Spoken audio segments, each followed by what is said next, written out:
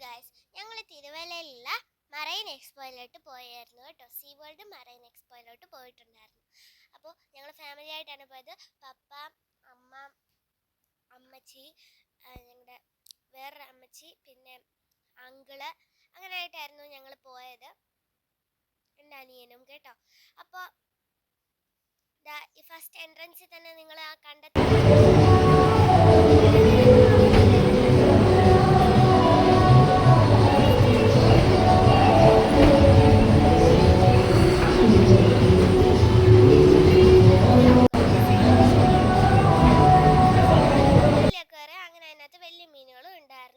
ഇതുപോലുള്ളതൊക്കെയായിരുന്നു എൻ്റെ അനിയന് ഒരുപാട് ഇഷ്ടപ്പെട്ടായിരുന്നു കേട്ടോ.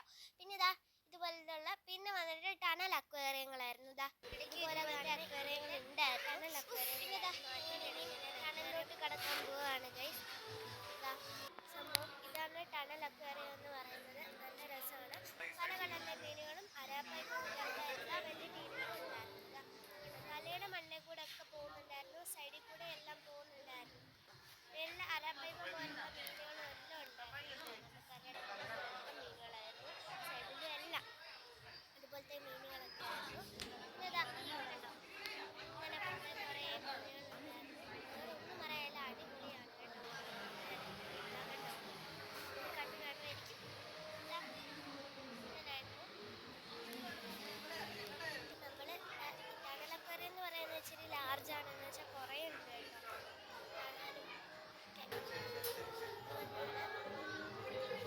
പല കളറിലെ മീനുകളായിരുന്നു കേട്ടോ. അരാപ്പയ്ക്കൊക്കെ എൻ്റെ തലയുടെ മണ്ടേ കൂടെ എല്ലാ അനിയൻ പോകുന്നുണ്ട്. ഏതാ അത് കഴിഞ്ഞ് വീണ്ടും അവർ അക്വേറിയങ്ങളായിരുന്നു കാണിച്ചുകൊണ്ടിരിക്കുന്നത്. ഇതുപോലുള്ള അക്വേറിയങ്ങൾ ഇച്ചിരി വലിയ മീനുകളായിരുന്നു ഇപ്രാവശ്യം അടുത്ത അക്വേറിയം. ഫുള്ള് പറഞ്ഞ 3 സ്റ്റേജുകളായിരുന്നു. ഒരു അക്വേറിയം, അത് കഴിഞ്ഞ് വീണ്ടും രണ്ട്, അത് കഴിഞ്ഞ് വീണ്ടും ഒരു അക്വേറിയം, അതുപോലെ തന്നെ തീരുവാണ്.